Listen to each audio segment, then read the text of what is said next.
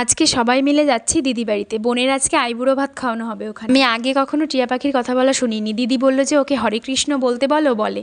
আমি আবার ওকে হরে কৃষ্ণ বলাতেও সঙ্গে সঙ্গে হরে কৃষ্ণ বললো। আর এদিকে কিন্তু রান্না হতে হতে অনেকটা দেরি হয়ে যাচ্ছিল। দিদি আমাকে বললো যে ওই পাশটাতে বসে বসে তুই পাঁপড়গুলো ভেজে। এদিকে মনা আবার মন খারাপ করে বসে আছে, ওর নাকি খুব খিদে পেয়েছে। অনেক রকম রান্না হলে দেরি হবে, এটা স্বাভাবিক। দিদিদের গাছে নাকি অন্যদিন অনেক অনেক গোলাপ ফুল ফোটে, কিন্তু আজকে অতটা ফোটেনি। আর যে কটা ফুটেছিল সেগুলো আবার থালার পাশে সাজানোর জন্য তুলছিল। সব রান্না হয়ে গেলে আস্তে আস্তে বাটিতে তুলে সব ঘরে নিয়ে যাওয়া হলো। রিয়া কিন্তু একটা ভালো কাজের দায়িত্ব পেয়েছে, সব থালাগুলোর পাশে ফুলগুলো দিয়ে সাজাচ্ছে। যার যার কাজ নিয়ে শেষে ব্যস্ত। ভাই এদিকে নিজের কাজে ব্যস্ত, মানে ফোন দেখায় ব্যস্ত। ওকে অবশ্য ফোন দিয়ে ব্যস্ত করে রাখা হয়েছে, কারণ ও যদি এমনি থাকতো ফোন ছাড়া তাহলে ওখানে যতগুলো বাটি ফুল দিয়ে সাজাচ্ছে একটা জিনিসও ঠিকঠাক রাখতো। যাই হোক, বোন এখানে খেতে বসে পড়েছে আর একে একে সবাই ওকে আশীর্বাদ করছিল আর মিষ্টি মুখ করাচ্ছিল। প্রায় 3টে সাড়ে 3টে বেজে গেছিল। আমার তো খুব খিদে পেয়ে গেছিল। মনা আবার বোনের সামনে বসে বসে খাচ্ছিল আর আমরা সবাই মিলে খাবার ধরে নিয়ে ছাদে চলে গেছিলাম। আমাদের সবার খাওয়া দাওয়া শেষ হয়ে গেলে দিদিদের বাড়ির পাশে একটা স্কুল আছে, আর স্কুলের সামনে একটু পার্ক মতন আছে, বাচ্চারা যেখানে খেলা করে। এখানে আবার একটা কুল গাছ আছে। বোন আবার ওখান থেকে ওই পাঁচিলের উপরে উঠে কুলগুলো পাড়ছিল, আর ভাই তো এখানে স্লিপ খাচ্ছিল আর ওখান থেকে বাড়ি আসতে চাইছিল।